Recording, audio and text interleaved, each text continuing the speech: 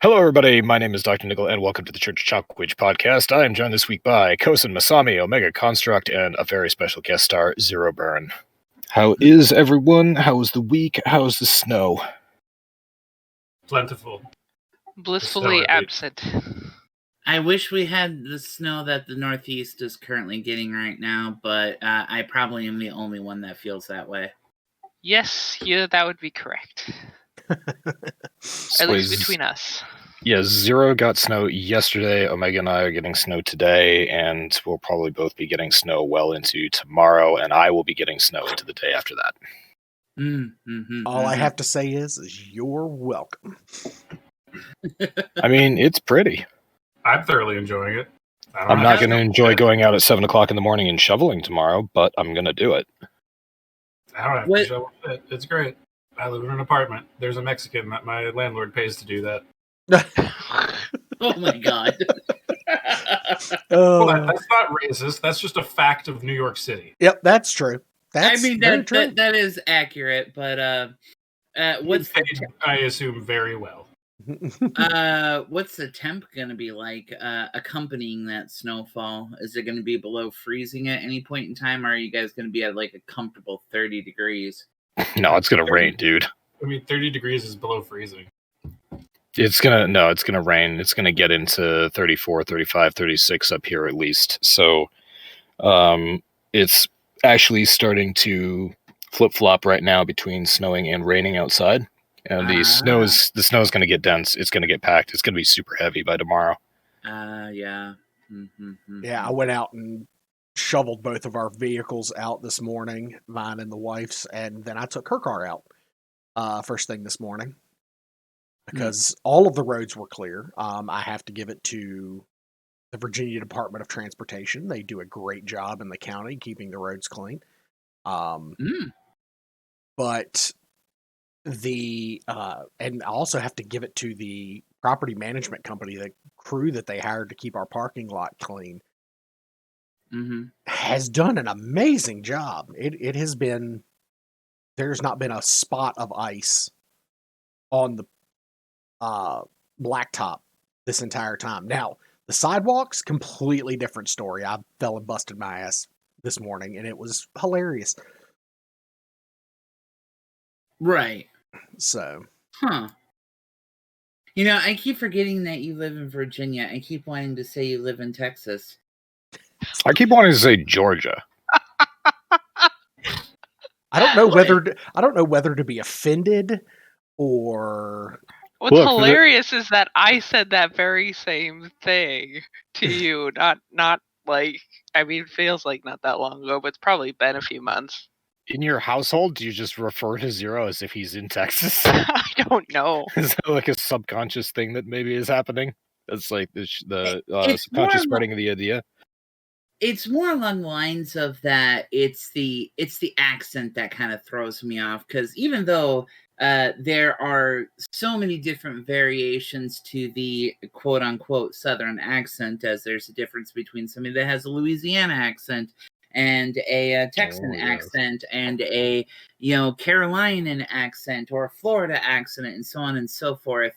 The particular accent that Zero has just reminds me of Texas for reasons that I cannot fathom, even though he is a denizen of Virginia. Well, okay, I'll put it to you this way. Yeah, the Virginia, I know it's a Virginia accent. It also could very well be, like a Carolinas accent for all I know. But I do know what upper class Carolinian accent sounds like, so I can distinguish that. You're absolutely right about Louisiana. You're absolutely right about Mississippi. Florida, that's not so much an accent as it is a learning disability.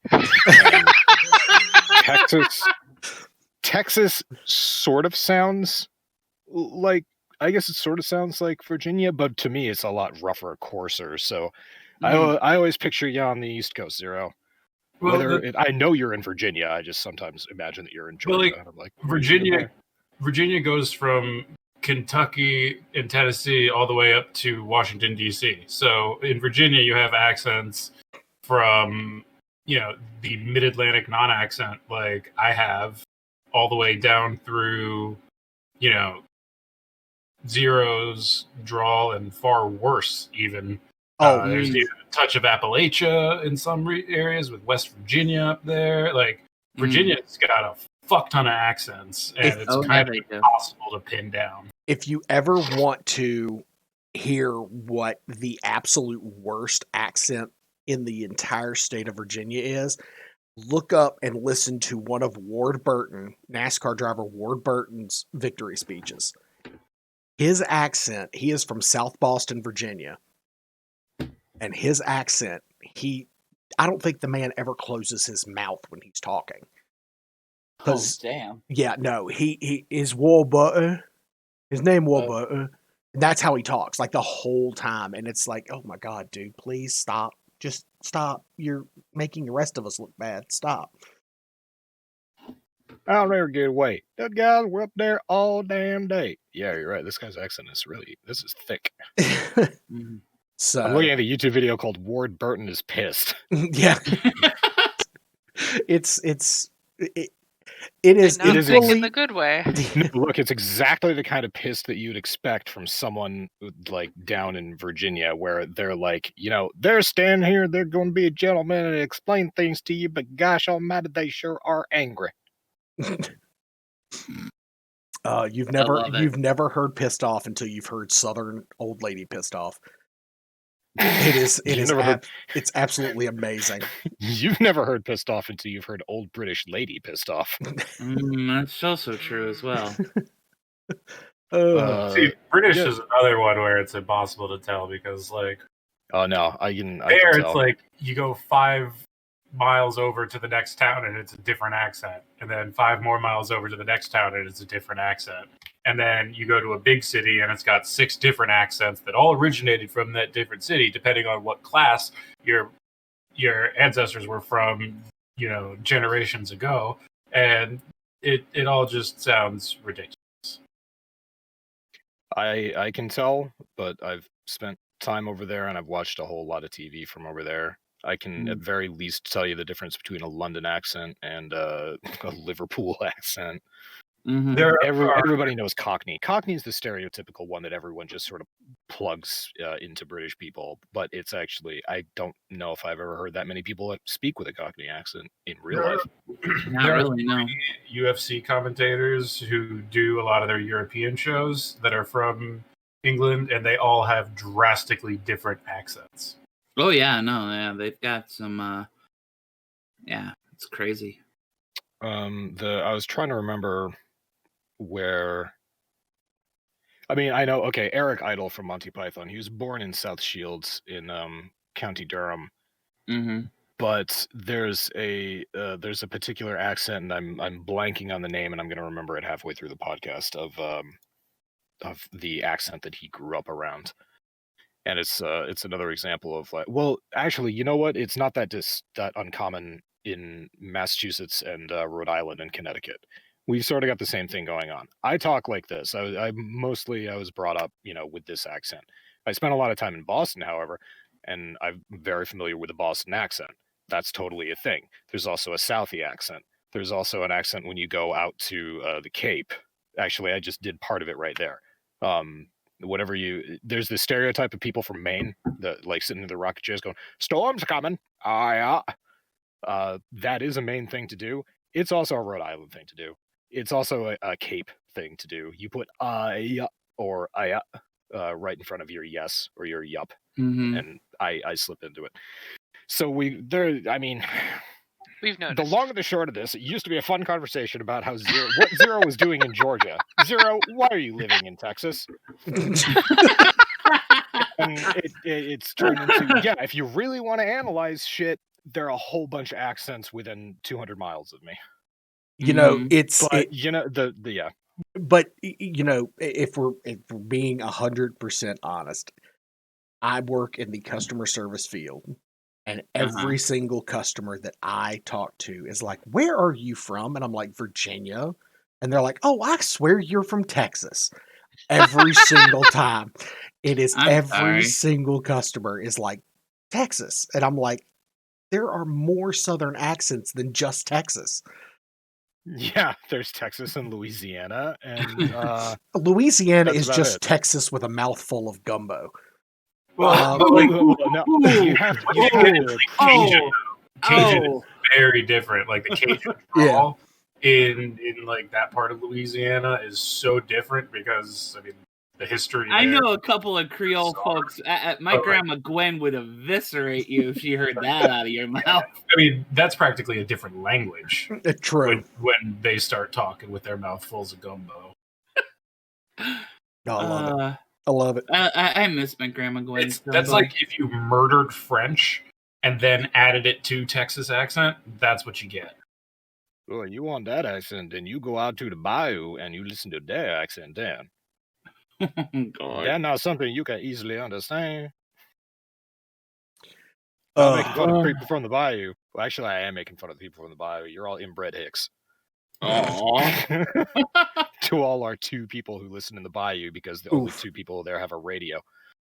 And we're not even on the radio. So I don't even know how that works. The fuck are we supposed to be talking about here anyway? We've picked up syndication. It's okay. Who's ripping us off Twitch and putting us onto the radio? Because I'm not getting any money from that. Yeah. Fucking NPR. Speaking of the EU, antitrust regulators are first making a ruling on Microsoft's acquisition of Zenisoft. What is this? EU antitrust regulators making first ruling on Microsoft. Okay, yeah, right. $75 billion acquisition of ZeniMax is set to occur on March 5th by Microsoft. Yeah, that was their big pickup of all the big studios. Bethesda, id, Arcane, all the rest. That big-ass fucking acquisition that everybody was all excited for. All these new Xbox games, all these new PC games, all this new cross-platform shit that they're going to be bringing out. Well, you know, you got to make sure it passes the legal smell test first. I mean, yeah. I mean, it's not like Microsoft is trying to run a monopoly. Has Microsoft Gaming actually remade the Monopoly game? Were they the ones that did that on the Microsoft Store? Possibly. I haven't looked at the Maybe. Microsoft Store in a while. All right. Well, if they're selling monopolies, then they need to be stopped. That's my official opinion. I mean, to be clear, this isn't some sort of legal action that's being taken against Microsoft or anything. This is sort of standard procedure of a major corporate acquisition that just has to pass the regulator's approval. So this isn't anything that could be, it's not like they're getting sued by a whole bunch of people. No, the worst that's going to happen is that they're going to get slapped with a fine. I was about to say, the worst that's going to happen is they're going to tell them, no, this is violating antitrust. You're not allowed to do this. That's the worst that can happen. They could just not approve the merger. Like, no, you can't do that. Okay. Or else we will write you a letter telling you how angry we are. So here's the question. These divisions, Arcane, Bethesda, id Software, Machine Games, Tango Gameworks, and ZeniMax Online Studio. And this is the part where I'm going to be kind of... are they actually underneath the EU's jurisdiction for this? If they want to operate in the EU, they have to submit to EU jurisdiction for their sales. Okay, I see what you're talking about. Okay, now it makes complete sense. Yeah, no. Well, and also you got to keep in mind that all of these studios, I mean, maybe not all of them specifically, but most major studios have an office in the US, an office in Canada, an office somewhere in the EU, offices throughout the world where they have different sub-studios placed underneath them. So it used to be an office in New York, an office in Ontario, and an office in London. But my question a minute ago was going to be, okay, so the EU regulators are, going to go after this and see if it's okay. What are they doing in England? Ha ha ha ha ha. You retards who voted for Brexit. Yes, for our vast international office, our viewership. And so we have at least, according to YouTube, we've got at least 100 billion overseas views. I noticed. I was very impressed with the number of views, honestly. That's like, what, almost half the population over there? Pretty much. Cute. So yeah, Well, let's This- hope that it's not too big of an issue and that Microsoft isn't. Well, you know what? I'm not even going to say that because if they get fined, they get fined. They can deal with it. Yeah. right? Yeah, no, they'll be fine. Microsoft will be fine. And, like I said, it's not like they're getting sued. Unlike Valve, Ubisoft, CD Projekt, and a couple other companies who are now getting sued for accused of using a monopoly on the marketplace to force prices to stay high. Oh. Good this, segue, sir. I had that one in my back pocket. Not gonna lie, I was waiting on it. Yeah, so this is. I mean, we've been following along all this cat fight between Epic and Apple. Well, now a whole bunch of other storefronts are potentially going to be facing some trouble. Is this going to result in a class action lawsuit that I can get free money off of? Yes, you will be able to get your $1.22. Yep. I'll buy myself a pack of gum. Ooh, sorry, $1.20. Yeah, no, you ain't gonna be able to afford a pack of gum on that. $5 $1.68. Fun. It's- Actually, you know what? You bring that up. I haven't been to a vending machine in a long ass time. I actually don't know how much a 5-pack of gum costs anymore. Most of them are like $1.25 now. Yeah, that I've right. That's seen. what I thought. Well, actually, no. The last time I bought a pack of gum, it was probably 75 cents. This is a fascinating topic. Yeah. So for me. the core of this lawsuit is that Steam has in their contracts that some of these developers have agreed to is a clause that says these studios can't offer the games elsewhere at a lower price than they are on Steam. So the lawsuit is saying that it. Here's a quote from the lawsuit. It says they unlawfully contracted, combined, or conspired to unreasonably restrain trade in violation of Section 1 of the Sherman Act by agreement under the Steam. It's called the Most Favored Nations Clause, that the game developer defendants would not sell their game products through competing platforms at a lower price than what they offered through Steam. So, on the one hand, that sounds like kind of a standard business agreement. Like, hey, we're going to sell your product. You can't undercut what we're selling in a different marketplace, because we're selling your own product. You shouldn't undercut your own product here. And if you do, you can't sell it here. That kind of seems like it makes sense, but it might violate the Sherman Act.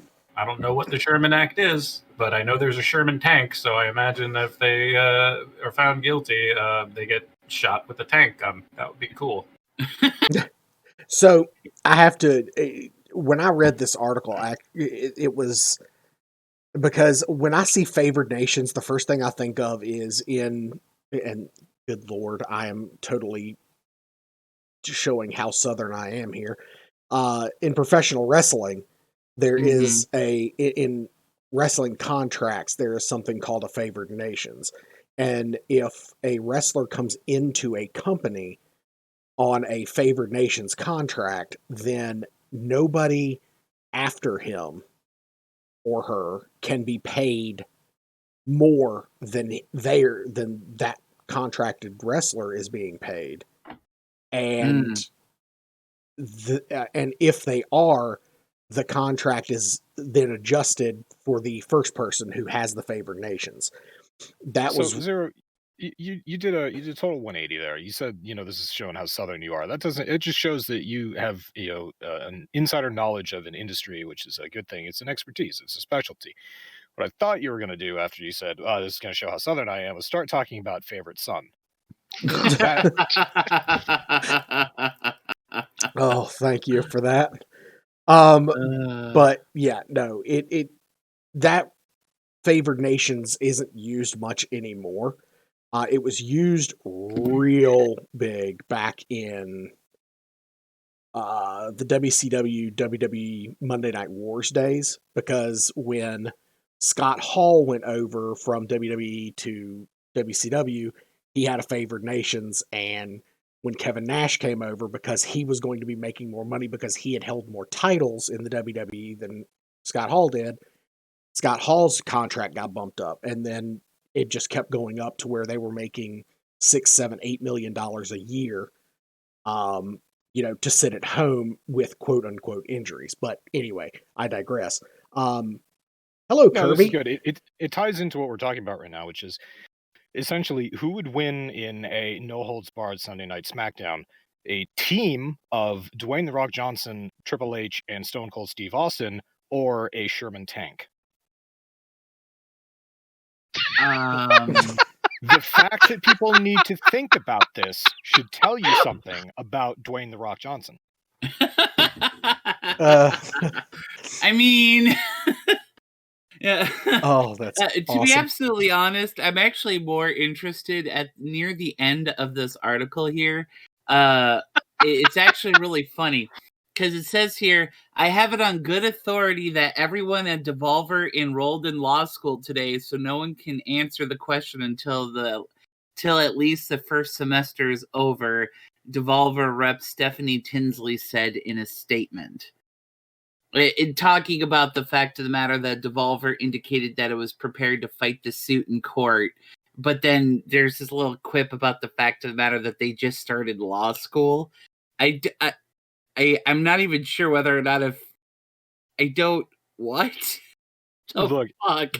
Yeah, Devolver is an amazing company.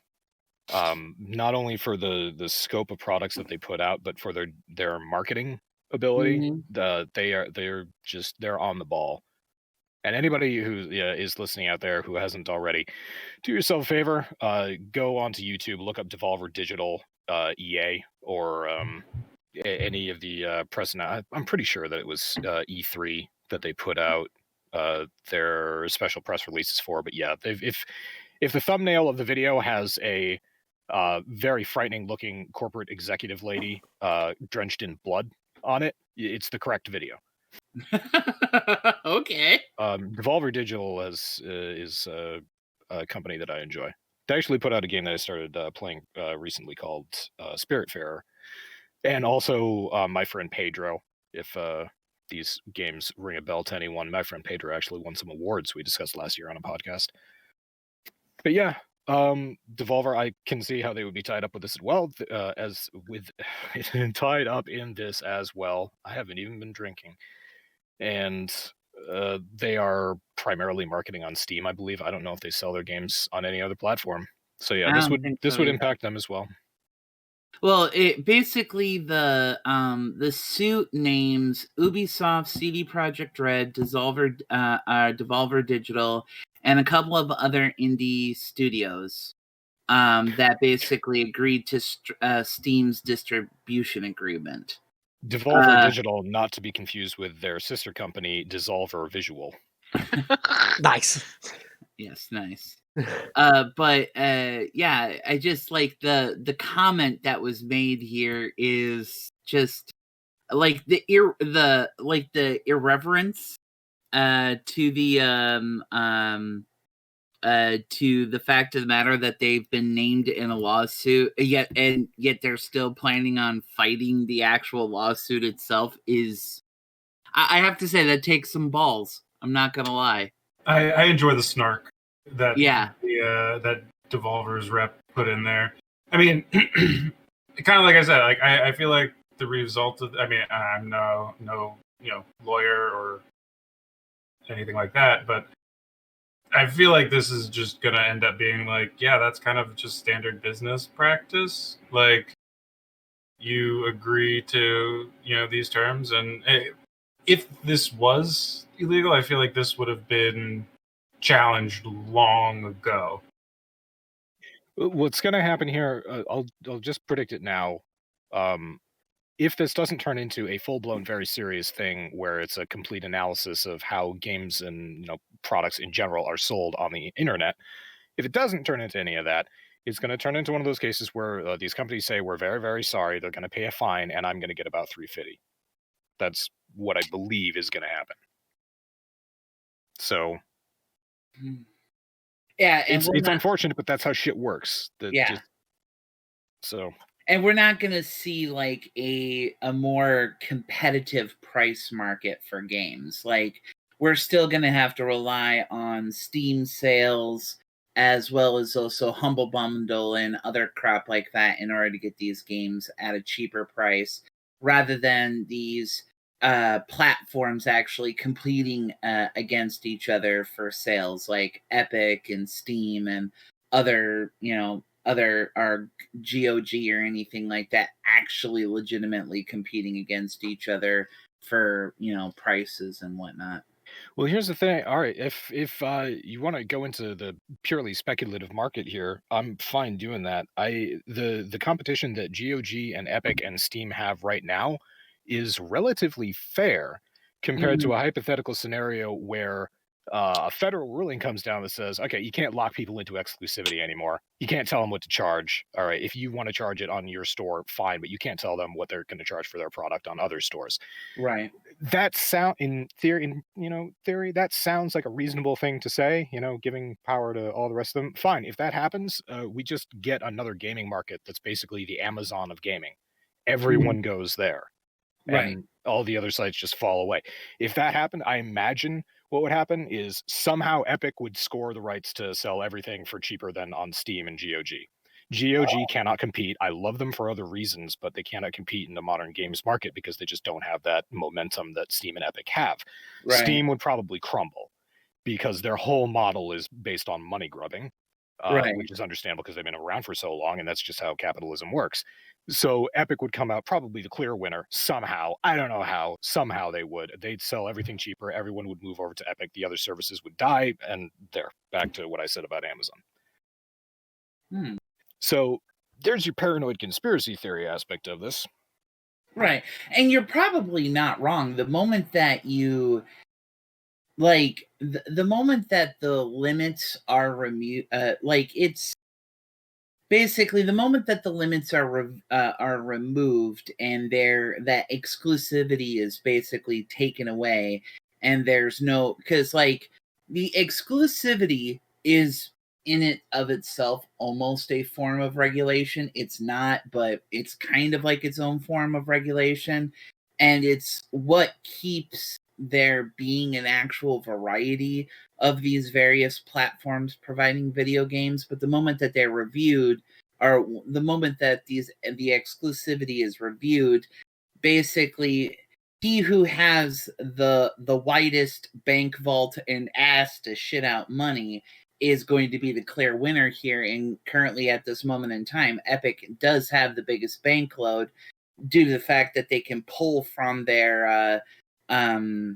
what company is it that's currently, or what group or conglomerate of East Asian companies are currently funding the majority of what of Epic's bankroll right now? I can't even remember.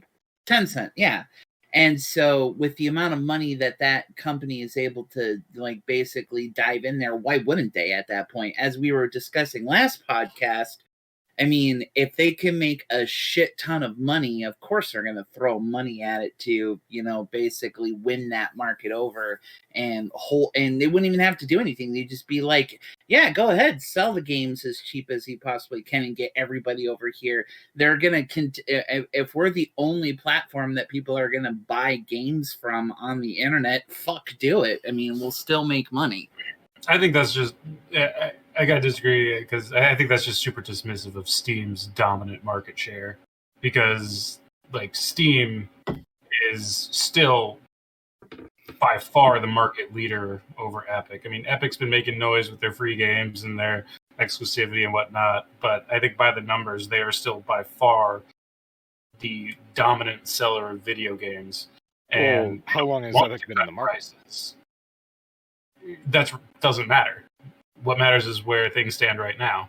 And if we get into this fight, I feel like Steam could, they don't want to, of course, but Steam could drop prices, drop fees to be more in line with Epic. And it would turn kind of into a race to the bottom. And then we really would find out who's got the biggest pocketbooks and bank vault behind them. And, but Steam is in the dominant position where they would be putting pressure on Epic in that kind of a race to the bottom, not the other way around. Because if Steam lowered their cut, like the reason Steam gets away with charging a higher cut from developers is because they're better in literally every way. Better services to gamers, better mod support, better, just like the entire infrastructure of Steam is better than Epic's. And that is because Steam has been around longer and has developed a lot of that shit.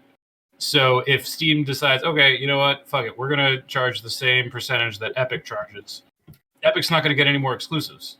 And then, so what's Epic going to do? They're going to lower their cut more.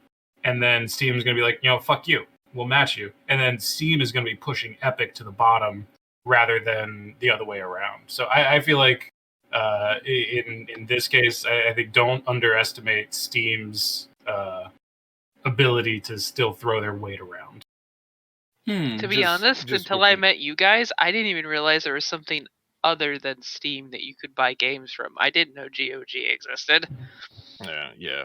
I didn't give the Epic Store any credence, GOG is still, as far as I'm concerned, a fantasy. I have no proof that it exists. I have not seen in my life that it exists. I've only heard you guys talking about it. It's probably one of those giant conspiracies, like how I'm actually a bot and Fluffy and I are the same person. It falls into the same extremely plausible scenario. This is the first I've heard this. I was just gonna say, it's a thing. It goes back a long ways.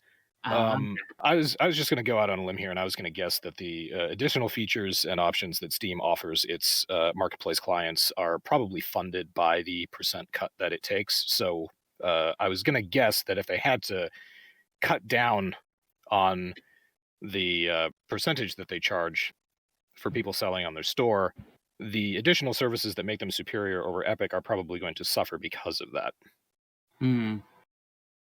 So the long and short of this is, it seems like an enormously complicated situation that I believe is entirely hypothetical, because right now all that's happening is a lawsuit against Valve, CD Projekt Red, and some others over marketplace dominance. Whatever, I don't know what that's called. It's marketplace dominance. Well, it is literally marketplace dominance. It's the fact that as of this moment in time, Steam is, even though Epic and GOG and whatever other current platforms are out there that basically think that they do the same thing that Steam does, Steam is the dominant force in the market. And the lawsuit primarily is just like, because of what Steam does and because of what Epic is doing with their exclusivity, that is essentially anti-competition. And that's why this lawsuit is being filed. And personally, and I am in agreement with your original position on this, there's literally nothing that's going to come of this. Like, there's probably going to be some fines that are going to be slapped on there. These companies are going to come out and be like, we're sorry, we didn't mean to be antitrust. And then they're going to continue doing it immediately. Exactly. Yeah. Well, yeah, so I guess this is probably something that we're going to keep up with, because it is an ongoing story, and it's probably going to take all year. Just how the court generally decides to sometimes get around to things in a timely manner, and sometimes, we can wait. But speaking of money grubbing, a woman stole over $66,000 of stuff from Rockstar's Ontario office. Rockstar. They should just give her an award. That's a fucking heist. Yeah, it really is. Why don't they give her some shark cards or something? Jesus. Give her the best GTA player out there. Exactly. She should definitely get an achievement unlocked on her Xbox for that one. I'm sitting over here playing GTA like, ho, the Kyle Perico heist is so easy. Look at me. I'm practically stealing money from Rockstar and not buying shark cards. This bitch is literally stealing shit from Rockstar. She should sell it all off and use it to buy shark cards. Yeah. Especially while special Rockstar promotions going on this week only. You can get up to 80% additional cash from all your shark cards. That's a potential of $14.7 million from your whale shark card. I wonder, has there actually been anything released on what exactly it is that she took, or is it just $66,000 worth of property she stole? I can't get onto this website because it's been blocked by anti-malware bytes for Trojan activity. RockstarIntel.com is blocked due to Trojan. Really? yeah. You don't The- say. Well, let's see. The globalnews.ca article goes a little more in depth. Let's see.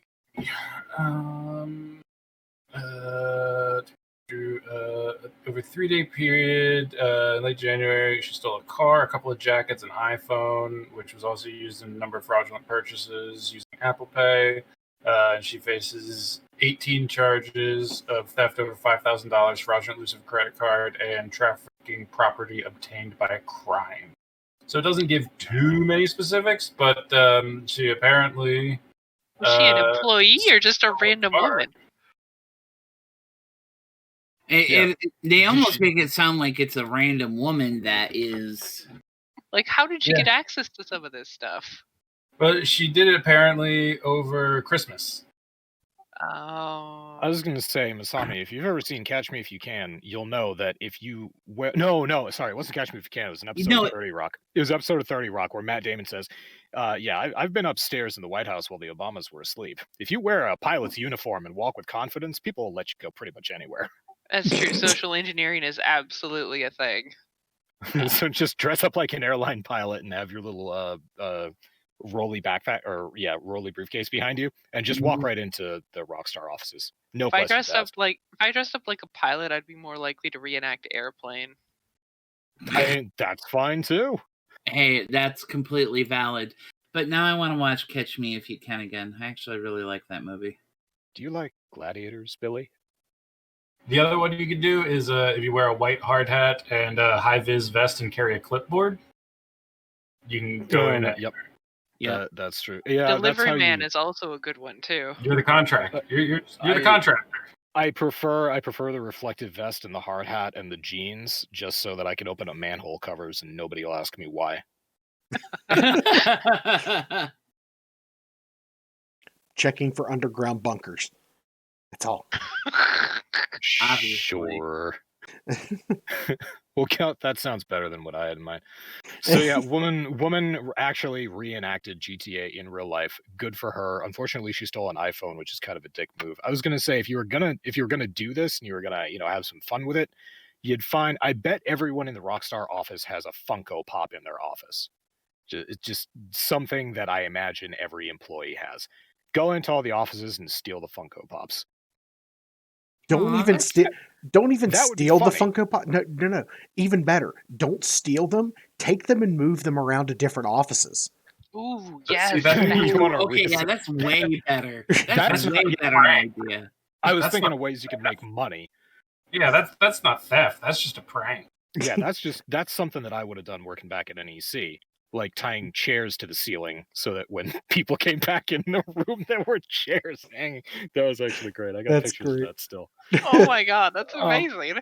No, but yeah, so take a bunch of Funko Pops. Yeah, if you want to mix them and match them in other people's rooms and just have people be confused, that's kind of funny. Or you just take them and you create a Funko Pop nativity scene in the lobby for when people finally get back.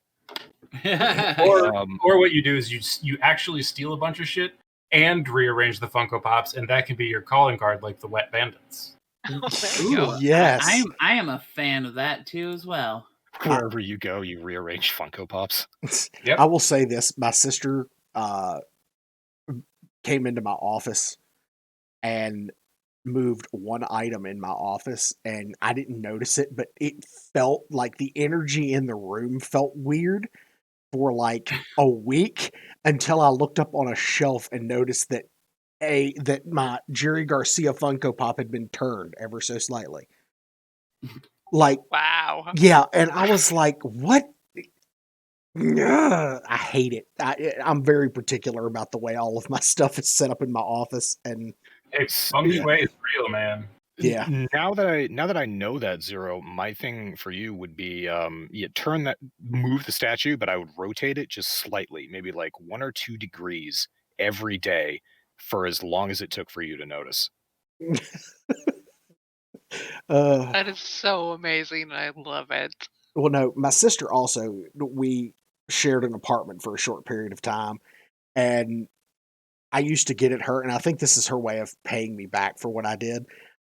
She has OCD, and her OCD centers around locks, and she would check the locks 3 or 4 times. Well, she would check the lock, go back to her room, hang out for a little bit, come back out and check the lock. Well, there was one day where she would lock the door, she would go back to her room, I would get up, go unlock the door, and then go sit back down and then act like, nothing happened. She came out of her room 12 times before she realized that I was doing it. That's fantastic. I'm a dick. Sounds like she returned in kind. Yeah. I'm still waiting. Moving a Funko Pop 3 degrees to the left is not the extent of payback that I'm expecting, but it's going to happen. especially now that she lives diagonal in the condo, diagonal from my wife and I. I fully expect payback to occur at some point. Well, look, all right, fine. I'll give you a little bit of preemptive payback in case her birthday comes up or Christmas comes up after it happens to you. Find out something that she really wants, an item that she really wants. Try to approximate its shape out of cardboard boxes, and then wrap it up in present or Christmas paper or wrapping paper, and give it to her as a present, and say, "I heard you really wanted this," and get her really excited. Oh wow! Ow.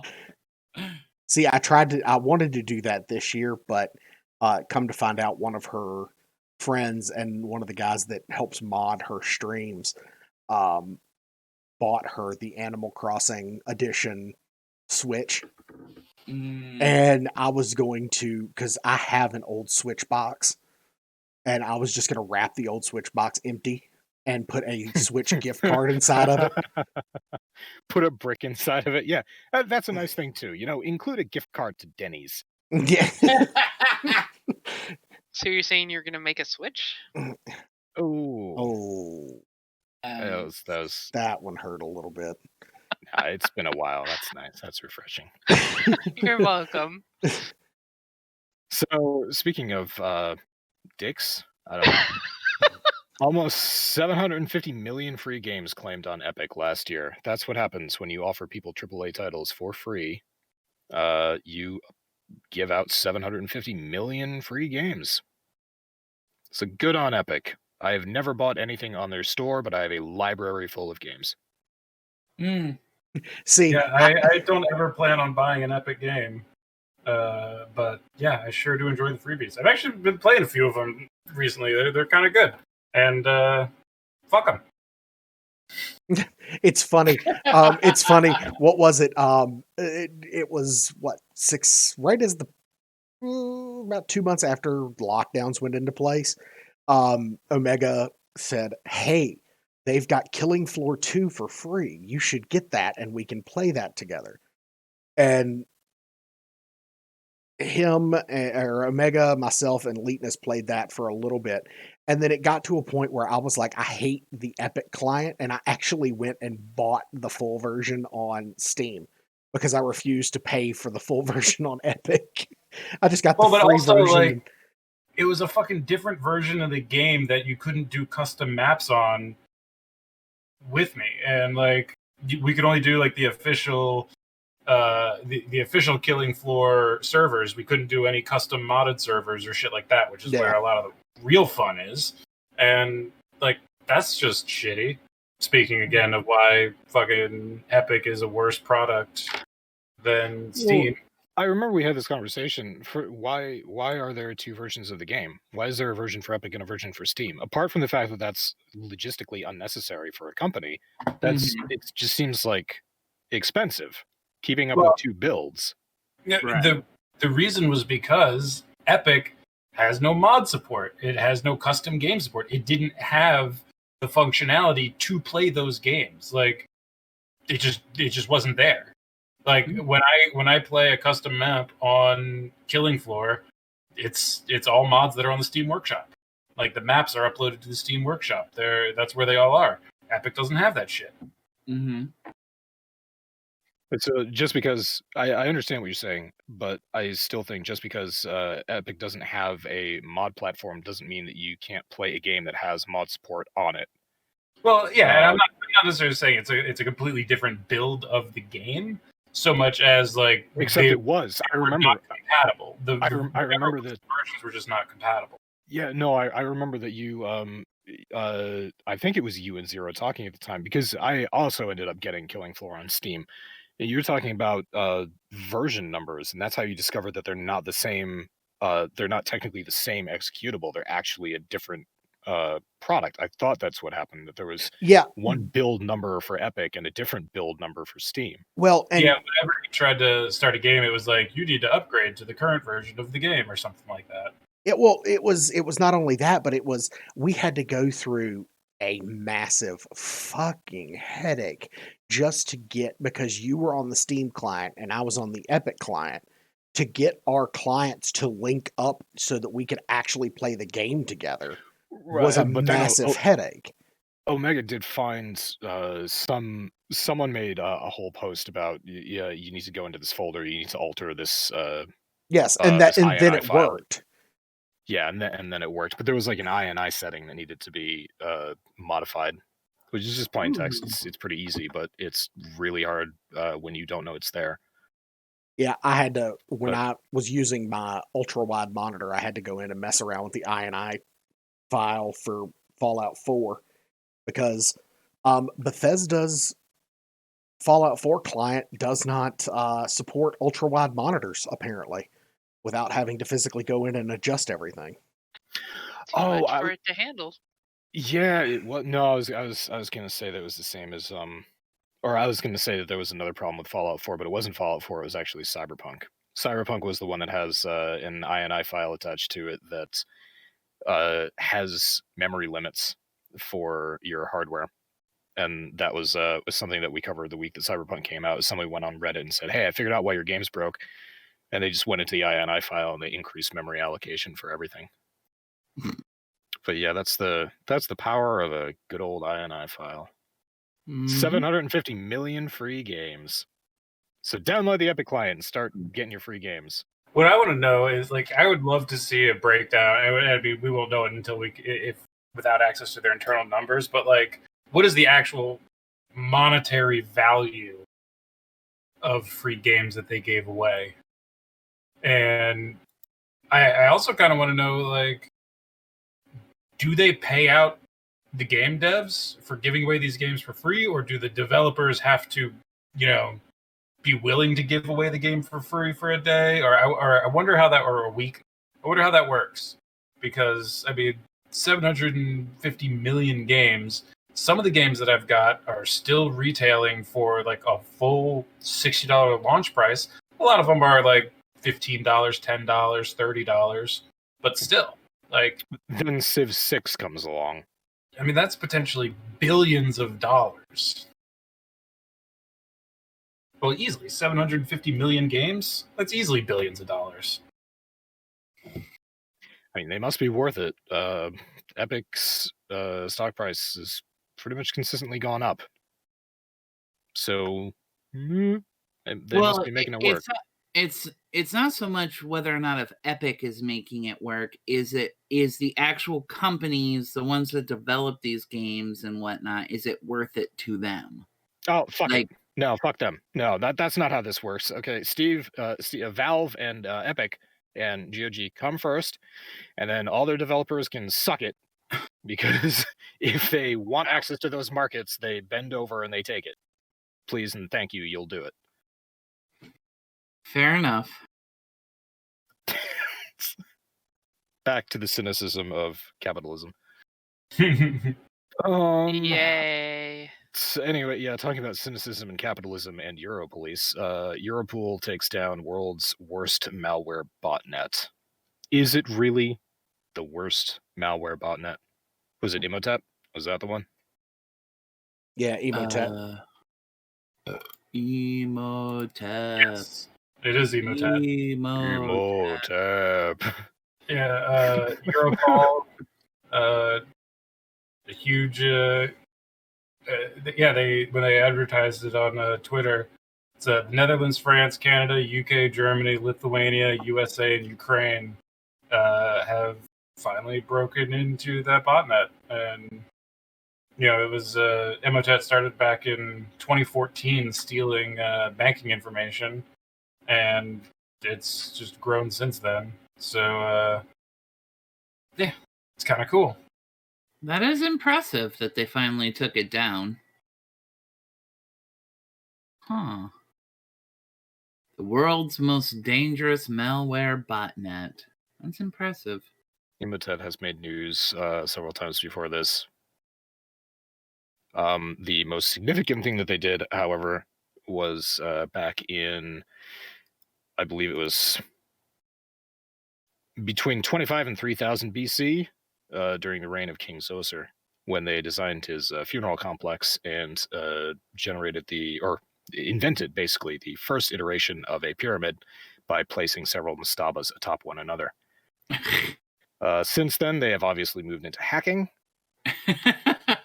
and life has not ended well for them. Are you saying this is the origination of the pyramid scheme? Oh, Thank you. Okay, that was a good one. That was a good one. Thank you for following through where I didn't want to go.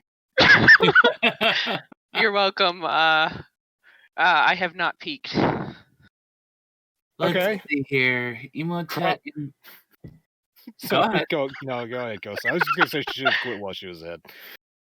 That's okay. I don't. I'm sorry.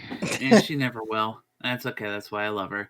Let's see. Emotet infrastructure essentially acted as a primary door opener for computer systems on a global scale.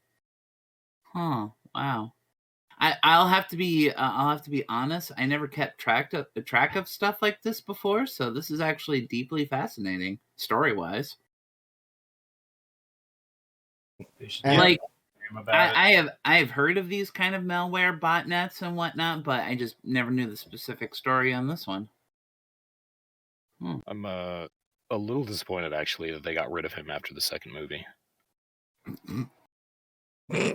Yeah. Not that Jet Li doesn't make an excellent whatever mummy emperor, but Rachel Weisz wasn't in that movie, so it kind of fell flat.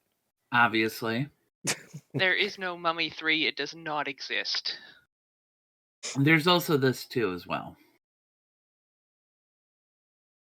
Yes. You can't save every franchise with Rock the Dwayne Johnson. I'm sorry. So the infected, for anyone who is actually, the whole thing about this botnet is that probably no one was concerned that their computer was infected. The nature of the Emotet botnet has always been distributing operations like any botnet. They distribute operations across a wide network and then are very quiet about it. They need to keep as many machines going as possible and infect as many more as they can. So you probably weren't concerned that your machine was compromised, but if it was and you didn't know about it, the infected machine victims have now been redirected towards this law enforcement controlled infrastructure. I guess they're going through one by one. They're finding the nodes, they're redirecting all the traffic, and they're getting rid of this botnet. That's cool. Which is good. The stuff of corporate IT security training. Mm-hmm. Unfortunately, according to corporate IT security training, if you're taking this big one down, it's clearing room for the next one. Yeah, pretty much. I mean, crime will always be a cat and mouse game, and you make room, you eliminate one criminal, and you just wait for the next one to take place. The hope here, though, is that Europol has learned some very interesting lessons, and now they know what to look for and how to efficiently investigate and deal with shit like this in the future, which is good. Yes. Europol is badass. Like, that's one of the highest levels of international law enforcement there is. So whatever game they've been playing has definitely just got a lot harder. Speaking of getting hard, Google Stadia is closing internal studios. I saw that earlier today. I was like, oh. Now, the real question is going to be, does that mean Stadia is going to be dying, or is it just they're not making games specifically for it anymore? Like, Yeah, that's basically the article that I read, is that they were not going to any longer have like an in-house studio to do Stadia exclusives. They're pretty much just going to let, other developers do the hard work and then just, let them, run on Stadia. Well, it's kind of Yeah. funny.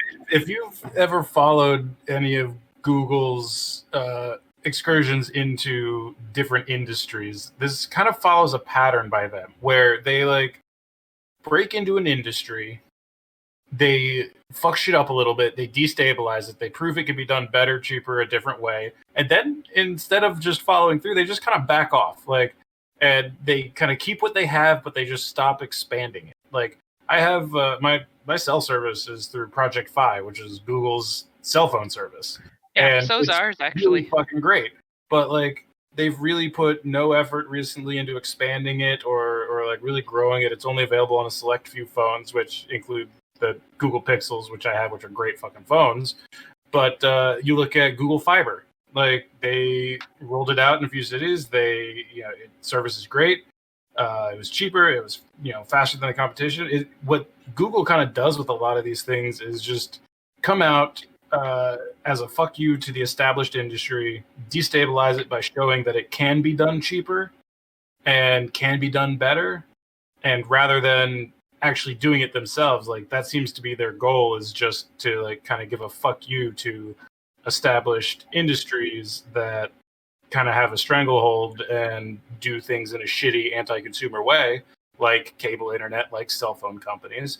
And you know what Google Stadia introduced was fucking streaming games. That's pretty great. And now a lot of other companies are doing it, and it seems like maybe Google was like, well, we proved our point, we changed the gaming industry in a way that we thought we needed to, so we can back off now. There does seem Pretty to be much. kind of an MO for Google as of recently.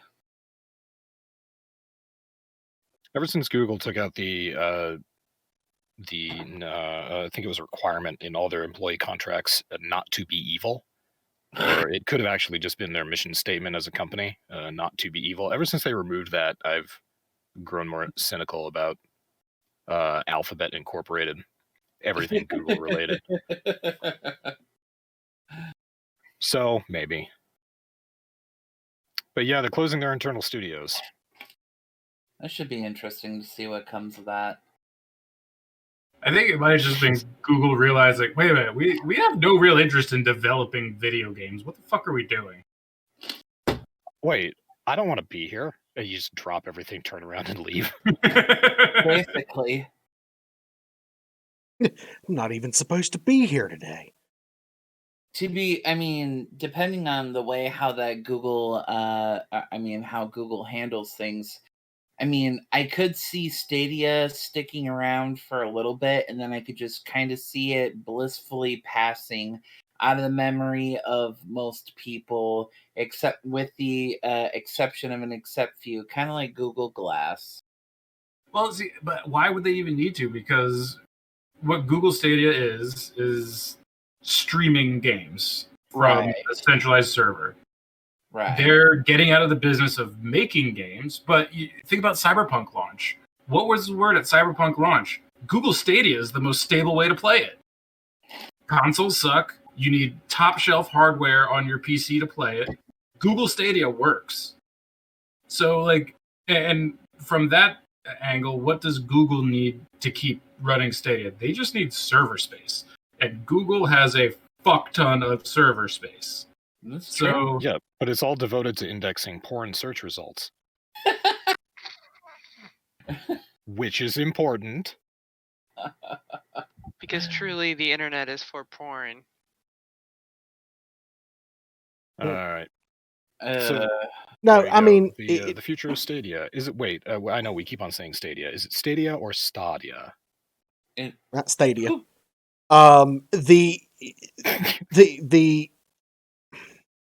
The only exposure I have had to Stadia was trying it out to see just how good Destiny 2 ran on it at launch.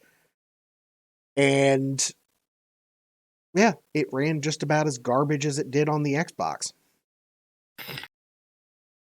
Well, I mean, are there a boat ton of reviews out there saying that you should play Cyberpunk 2077 on Stadia because it's infinitely better than the alternatives right now? I have Into no the idea. foreseeable future. I'm talking about like when it first launched. That's what the Right. reviews were saying. When it was in its worst dog shit form, that has since been patched a few times and had plenty of update. Like, that's might not any longer be the case. But when it first launched and it was riddled with bugs and only people with next gen or top shelf current gen graphics cards could play it with any sort of clarity and reliability, that's when a lot of reviewers were like, yeah, on Stadia it works.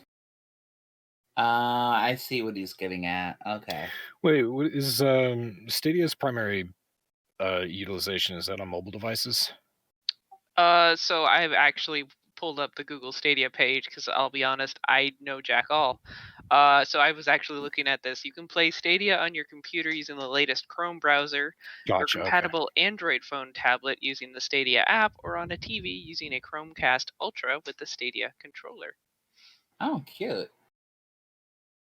My question was going to be, I was pretty sure about the mobile aspect, and I was pretty sure about the Chrome TV, whatever the fuck. I didn't know if you could play it on your computer, and you can. That's neat. Yep. All you need is a keyboard and mouse on your computer to start playing.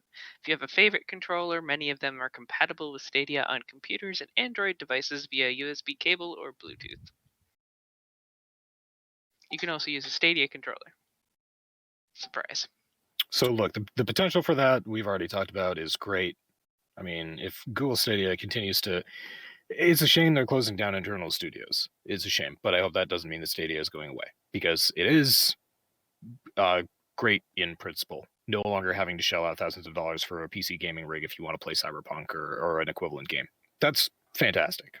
But I don't know. We just don't know. More news to keep on watching for.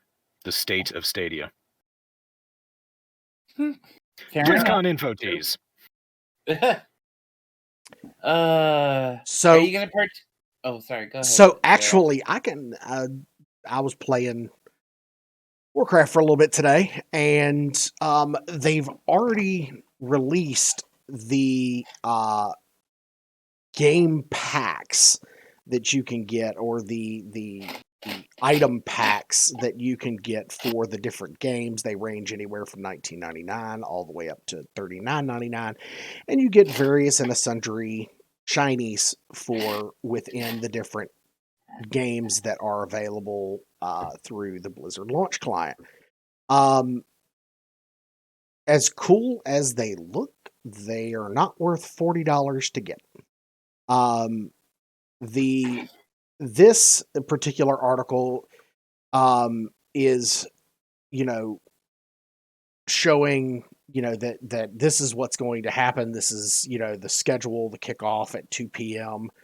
on the 19th of February, running through, and they'll, be showing new game content. There is speculation that they will be talking about the next 2 major updates in WoW, and then possibly hinting at 9.3, which is the patch prior to the next expansion.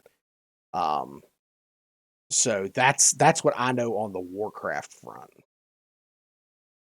As for everything else, I have no idea. I'm sure we'll get some kind of update for Diablo 4 coming out in 2032. It's all going to be about Diablo Immortal again. Yeah, that's a generous release date, Zero. Release date.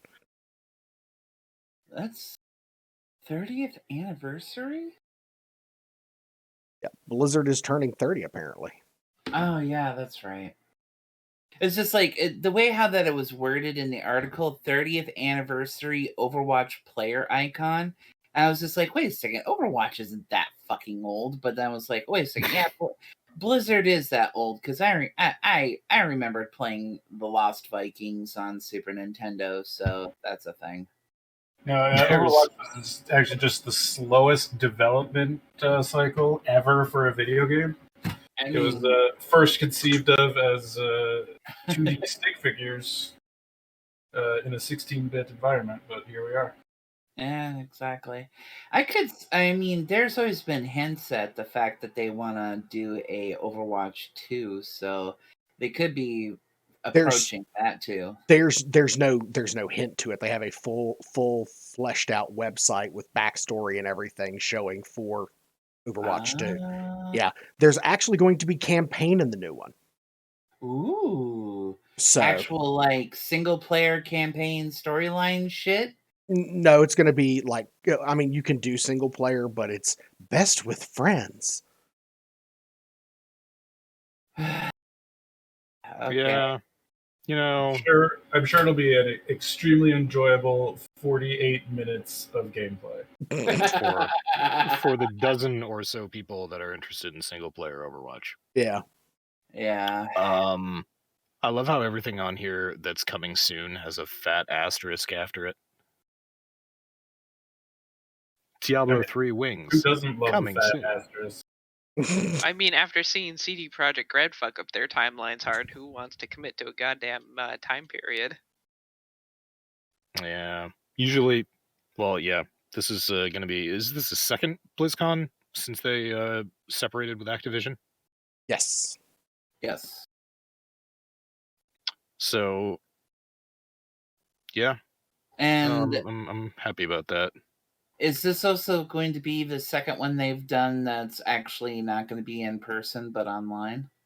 Yes. The one that they did last time, BlizzCon Online, was the one that they did last year, and they're doing it again. By the way, the date for this, if anybody is interested in attending BlizzCon Online, is February 19th. Cool. February 19th, next month. 19 days away, 18 days away. Yes. Nifty. All right, so there you go. BlizzCon Online coming up. Now we get into rather a heated argument that we had on this Discord channel earlier this week when the news broke that Kevin Hart has joined the Borderlands movie cast as Roland. As I say, this was a bit of a controversial decision. It caused a lot of conversation here. Some developers got involved. Friendships were challenged.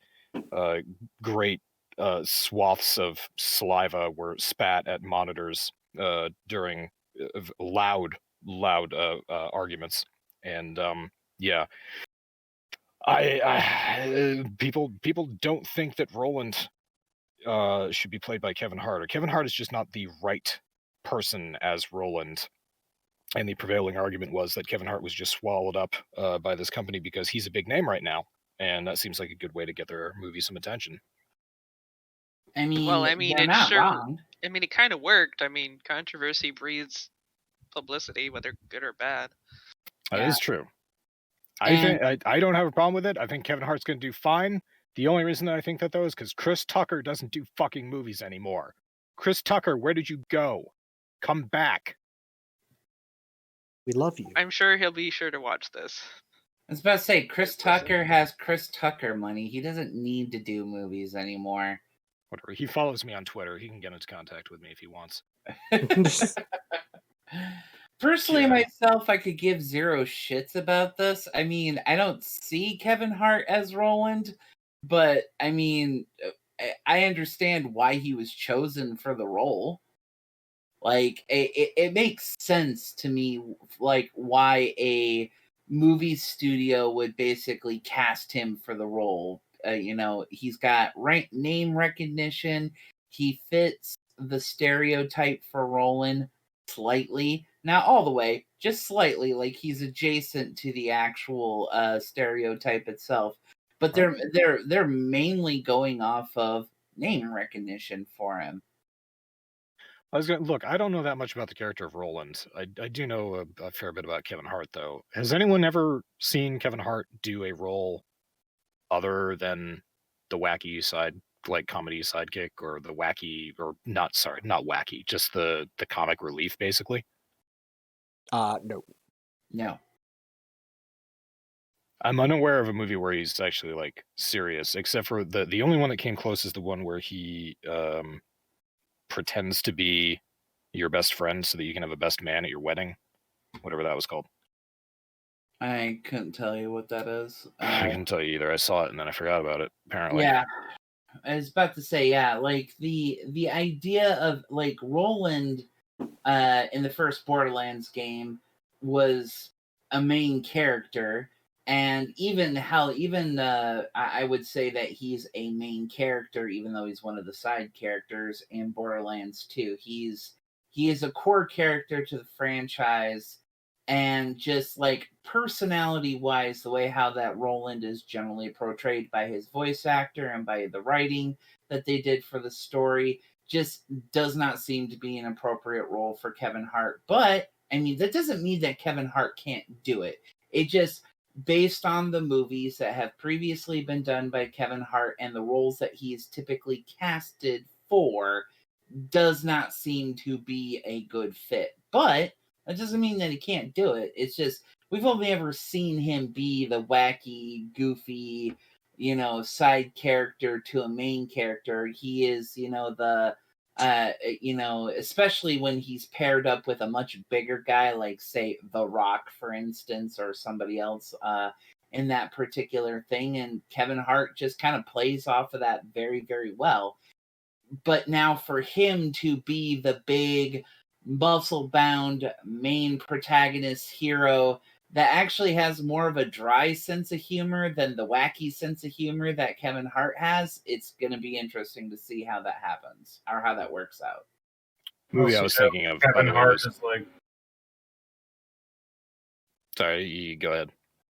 Also, Kevin Hart is all of 5'4", and that's just not believable. As like he's not Brick, who's like 7 feet tall and weighs 350 pounds, but a 5'4" Roland is fucking bullshit. The only person Kevin Hart should be playing in that movie is Claptrap. That would actually be hilarious. Just make Claptrap figure more into your story. That seems perfectly doable. And then what you do is then you get The Rock to play Roland. Instant chemistry. The Rock would actually be a perfect Roland. Yeah, from what I've heard from you guys talk, that sounds logical. So who's producing this? Who's producing it? This movie? Do they say? Question.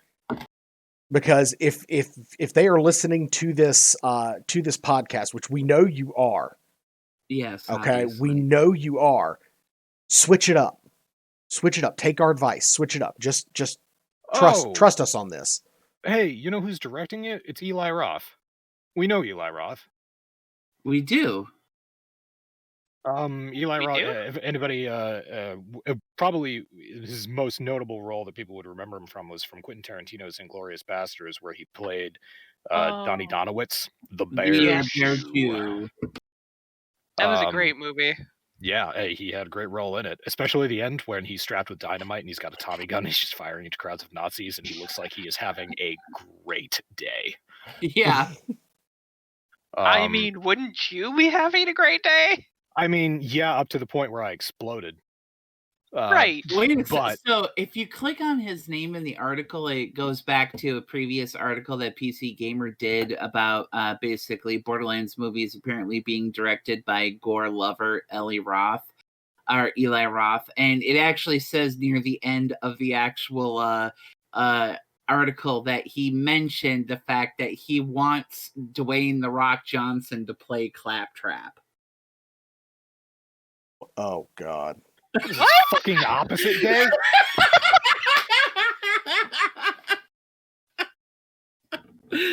I'm like, okay, hang on.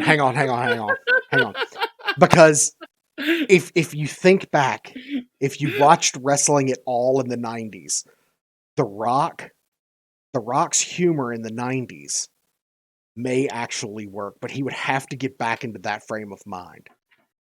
Yeah, I would. That could work. I mean, like, no.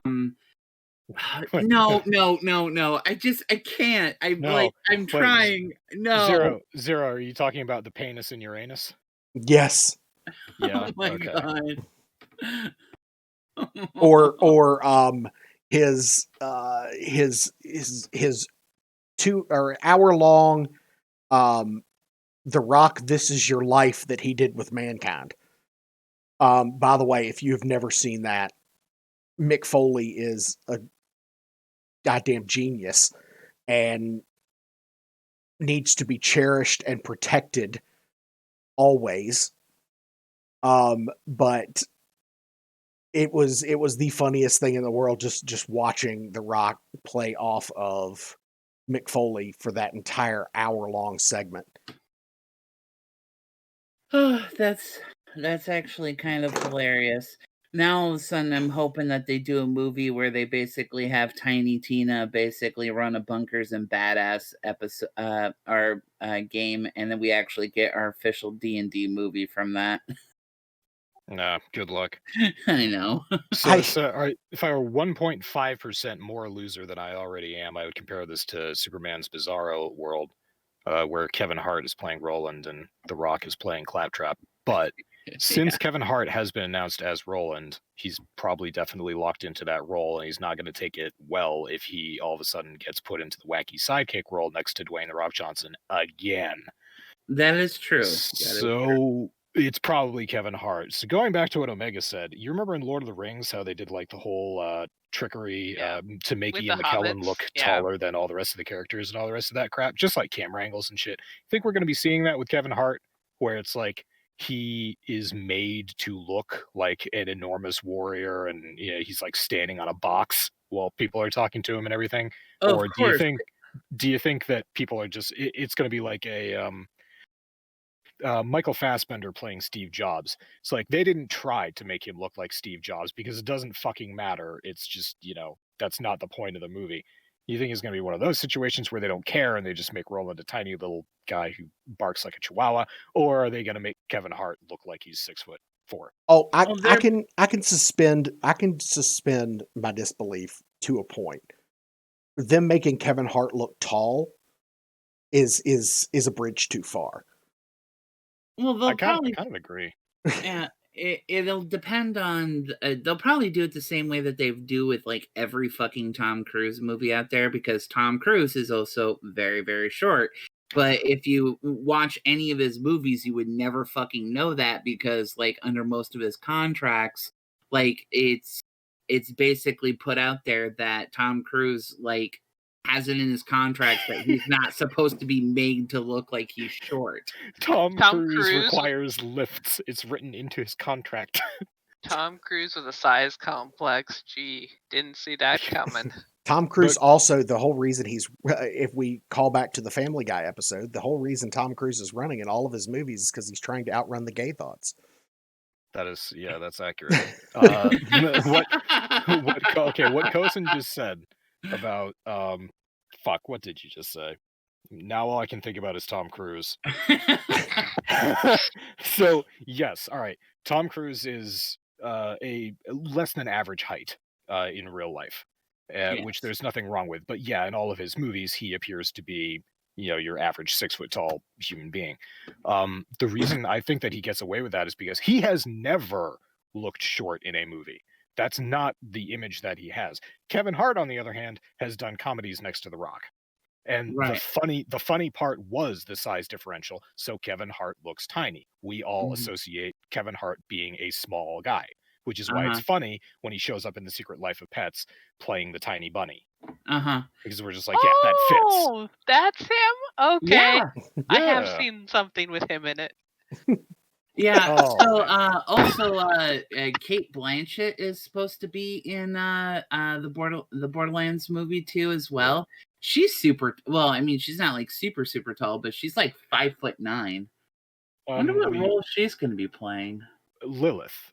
We covered that last year when the Borderlands movie was announced. I think she was the first. Oh wow. I remember what happened actually. It was rumored. We covered an article where it was rumored that Kate Blanchett was attached to the Borderlands movie, and I said, no, this is a Hollywood rumor. This is, probably just to get the project some attention. It's not going to happen. The very next week, she was officially signed. And I recapped it by saying, yeah, everything I said last week can eat shit. I remember that. I was there for those episodes. Yeah. So that's Kate Blanchett is officially Lilith. Kevin Hart is officially Roland. That's cool. I mean, Kate Blanchett is Lilith. I can see it. She'd do a great job. Well, that's the thing. Well, getting back to what I was asking about Kevin Hart playing a serious role, I've always seen him in comedy roles. I know that Kate Blanchett has range. Mm-hmm. So yeah, she'll whatever the character Lilith is supposed to be, Kate Blanchett will probably nail it. Yeah. So what's next on our list of discussions? Talking about movies that Kevin Hart and Will Ferrell have done together. Wait, they've done movies together? I don't know. Rockstar employee repeatedly leaks unannounced game, and it might not be GTA 6. Wait, what? There's a surprise. Apparently, An employee. They do other games other than GTA and Red Dead? I mean, supposedly. I mean... Yeah, who can forget the glorious game L.A. Noire that was popular for about a month? Or Crackdown? Oh, no, that's Ruffian. Then there's the I actually think that it's a side-scroller game, The Warriors, that they did based on the 1980s movie. There's that, and then there's the animated 2D story adventure Bully, and then there's the Max Payne series, which also used to be popular. I actually love Max Payne. That was a really good game, and Bully was actually really fun too. Midnight Club was actually I liked racing games back when they were, Oh, I didn't realize the Midnight Club games were Rockstar. Yeah, I enjoyed the oh God, what was it called? Need for Speed Underground. I liked that series of games, and Midnight Club actually fell into that.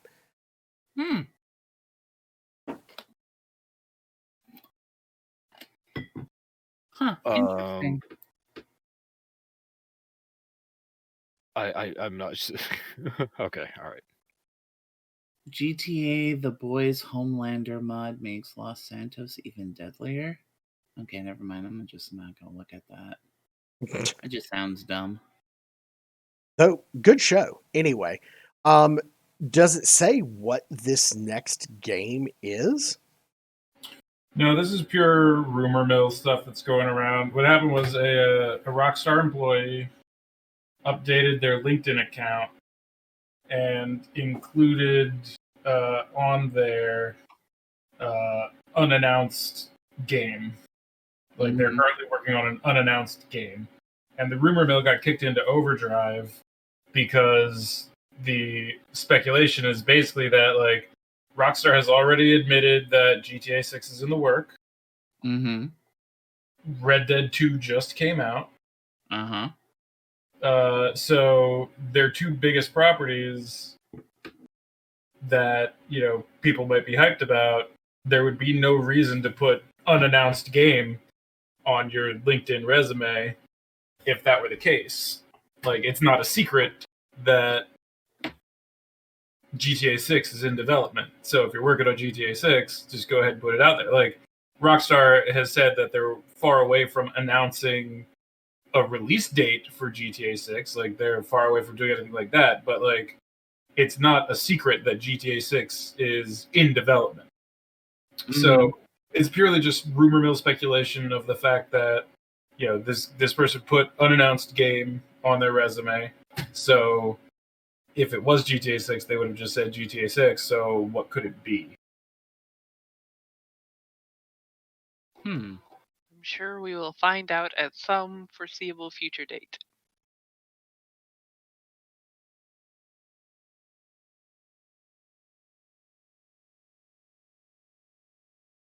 Yeah. It'll get announced at some point this year, I'm sure. Of course. Oh, yeah. Of course, that person at Rockstar updated their LinkedIn just in time because they don't have a job anymore. No, I'm kidding. So I mean, if you're updating your LinkedIn profile, you're probably looking at that point. I mean, yeah. No, there's no doubt. Did say that the profile was quickly taken down and the edit was removed and whatnot. So who knows? I don't think yeah, I don't think this person did anything wrong. They're working on an unannounced game. So yeah, all right. This is the rumor mill going nuts. But whatever. So that's what happened. Fun side story. Another fun side story is that Riot is mocking Valorant hackers. If anybody would like to talk about this, I have not paid attention to Valorant at all. I don't even know what the fuck Valorant is. It's a video game. Obviously. Vidya. Yeah, I've never played it that no. I just thought it was funny that you got a dev coming out just pretty much straight up mocking hackers rather than keeping quiet about it and whatnot. Like Valorant, Riot Games, competitive 5 versus 5 character based. Oh, it's essentially Riot Games' Overwatch clone. What's that other one that is done in the Titanfall universe? Apex. Yeah, Apex Legends. Oh, okay, I see. Okay, that's interesting. I had no idea that they were working on something like this. That actually legitimately intrigues me. I actually kind of like Apex a little bit, but I mean that's just me. Huh. Literally just you. I'm trying to read through this and figure out exactly what it is that Riot has done.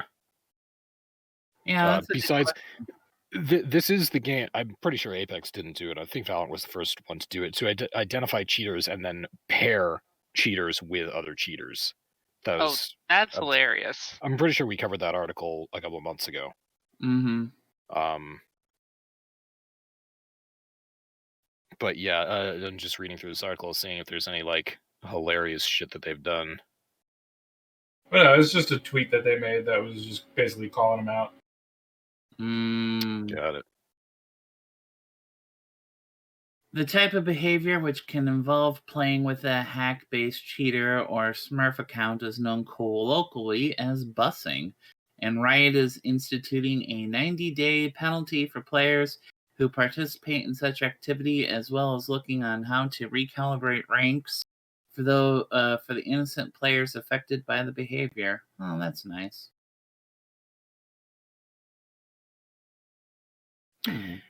So I'll read up on more of this because I'm not sure how exactly you use anti-cheat through a kernel mode driver. That sounds interesting. Yeah, that is actually interesting. It's called Vanguard. But we did talk about this. I remember Vanguard specifically. Yeah. So the article does point out that the trade-off. It helps. Basically, the anti-cheat system that Riot has come up with for Valorant is making cheating difficult, harder for your average person to do, and once you get past that and you're an expert on how to do it, it just becomes very expensive. They're finding out ways to ban Smurf accounts for 90 days, which is something that I wish Steam would do more. Steam just generally gives you a VAC ban. And a Valve anti-cheat ban, and that's kind of the end of it. It limits some of your multiplayer options, but otherwise it doesn't affect your account, as I understand it. I've never actually gotten a VAC ban. But yeah, this looks more aggressive, and more power to them, and Rockstar could learn a thing or two. Yeah, no, I'm a fan. That'll be the day. Yeah, right. Just last week we were talking about Rockstar took down one of the biggest mod menu that's out there. So oh yeah, I remember certainly that. It hasn't reduced any of the bullshittery that I've come across in GTA, but it's a start, hopefully. Well, we were also talking about how Rockstar, or you correctly made the point, Rockstar could just fix their shit. If I'm gonna read more about how this technology works, but if it seems like something that was or could be viable for GTA Online, why the fuck not? Just cut the ability to mod off at the stem. So that's that, and the last thing that we have to talk about is again a very controversial issue. a lot of back and forth about this. CD Projekt Red has shut down a mod that lets players fuck Keanu Reeves. How is this controversial? I want to fuck Keanu. I knew that was coming. Yeah. I mean, they're not wrong. You botched that. I handed that to you, and you botched that, Masami. I am disappointed. You saying you handed it to me on a silver platter? Yeah, I didn't get that one. Wait. Oh, Oh. Doc is sad now. Oh, Okay. God. Anyway, so yeah, CD Projekt Red shuts down the down mod that lets players fuck Keanu. I saw him coming. The Wow. Cyberpunk mod that lets players have sex with Keanu Reeves is apparently kaput. I mean, it's not like it was it didn't. So there's sex bots in the game that you can have Right. sex. All it did was it put the Johnny skin on the sex bot. So like he was still in his clothes. It didn't have Keanu Reeves' voice. It was still the sex bot's voice. It was just visually you were fucking the character from the game in his full clothes. That is the Keanu Reeves character. Right. Which, let's face it, you can make a pretty high production value video if you screen grabbed that and then replaced all the audio with dialogue from Keanu Reeves movies. Yeah, that's true. Right. You remember that one time in The Matrix where he says, "Trinity, I'm coming." You just sort of clip out the "I'm coming" part. Or that the one time in oh fuck, what was that? No, it's that other movie. Bram Stoker's Dracula. He actually had a sex scene with 3 vampires. Yeah, that's exactly the one I was going to bring up. Is the one when he was in Bram Stoker's Dracula, and he says, "Fuck me in the ass, Dracula." So you just cut out the "fuck me in the ass" part, and there you go. Or you leave that in. You just leave the Dracula in. It'd make it more interesting. I mean, that's a valid point. Also, just point of order, I'm pretty sure, Kosen, you said Bram Stoker's Dracula. Did I? Oh, well done. I didn't even catch that.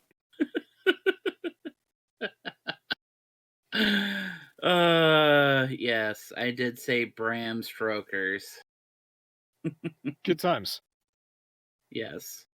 Anyway, so I mean, is there if you want to put Keanu Reeves' skin onto a sex bot in the Cyberpunk game and you want to make sweet glorious love to it all night long, why shouldn't you be able to? Well, I just want to know how they were able to. I just want to know how they were able to take down a Nexus mod. Like, at what point does a game like to actually take this kind of seriously for a second? At what point does a game that allows modding have the prerogative to choose which mods they allow? Like, this goes back to the hot coffee debate with GTA. Like, I can speculate an answer to this one, a quasi-serious answer to this one. If Keanu Reeves signed a contract with CD Projekt Red for the use of his image, that contract would have included a whole bunch of clauses about what that image could and could not be used for. If one of the things it could not be used for was pornography, then CD Projekt Red faces breach of contract and a lawsuit if they allow this sort of thing to keep on going on. So they secure a court injunction and they say, look, this is in breach of our contract, that what this person is doing, this could get us sued. This is not our fault. You know, you have to stop this, and the court would probably hear that. But listen, if it's a third-party mod that a user puts on their own version of the game, then CD Projekt Red has no involvement with that.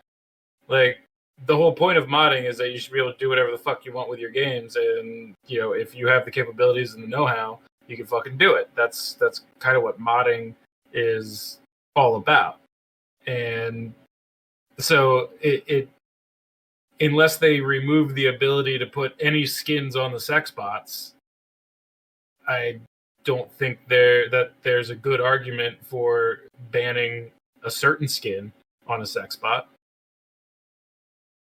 I don't have a dog in this fight, or I don't have any. I don't have any incentive to argue this one way or the other. I think it is kind of ridiculous personally, But the whole thing here seems to be this is game side. Why can you not create a patch that makes it impossible to put the skin of this model on any other character other than the designated one? Why can that not be something that's coded in? I understand that they're doing a lot of stuff right now. They have a lot of things to work on because their game is a shit show and they need to push out patches and fixes as quickly as possible. And this is just one other thing that they probably don't want to deal with. But it seems like they wouldn't have even had to do this. They wouldn't have had to take down the mod. They just would have had to make it impossible to implement the mod in game. And then the mod dies. Yeah, that's my whole point. Like, if you don't want people putting Keanu Reeves' character skin on a sex bot, don't let players put anything on the sex bots. Like, remove that from what the modding API allows. Just, if you're going to put that in the modding API, who the fuck are you to say what a player can do with their own game, what kind of mods they want to put on?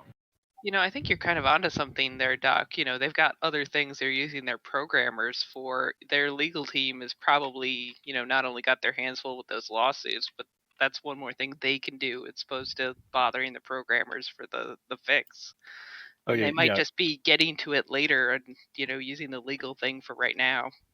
That is a good point. Now that I can actually read, and that's that skill has come back to me. I'm glad. Cyberpunk 2077 was one of. There are more and more games coming out that are mod capable that have something else besides the EULA attached to them called fan content guidelines.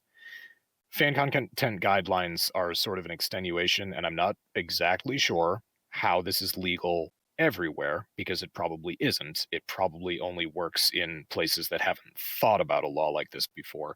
But a fan content guideline allows the company to sort of overextend into the mod community and tell people what's okay to put in the game and what is not okay to put in the game.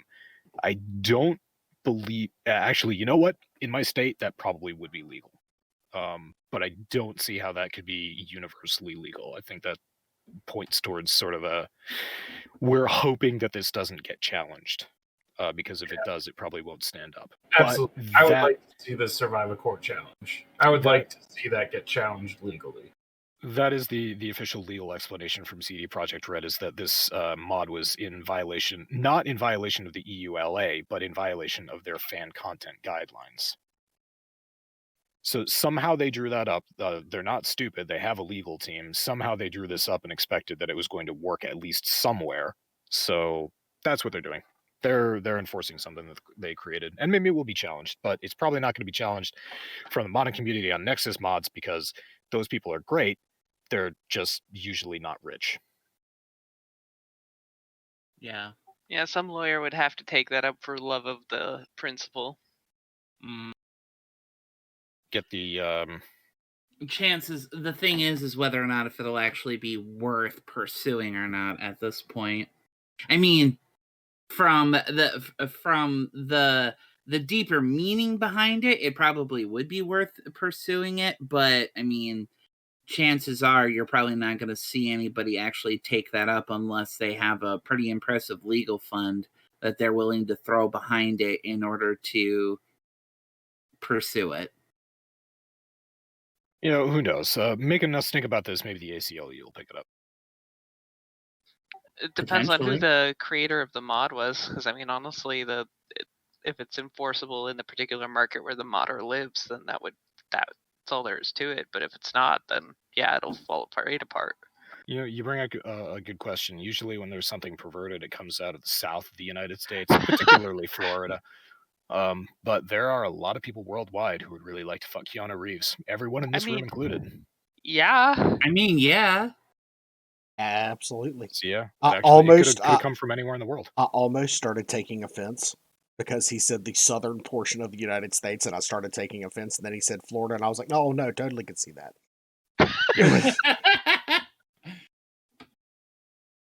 By the way, hi, Silas. We miss you. Hi, Silas. I should have said hi to him earlier when I said that the Florida accent, that thing. He's probably going to be... Nah, he'll probably laugh at that. We'll talk about it later. But yeah, anyway, that's the last tidbit of news here. Maybe that mod will come back. Maybe it's still available.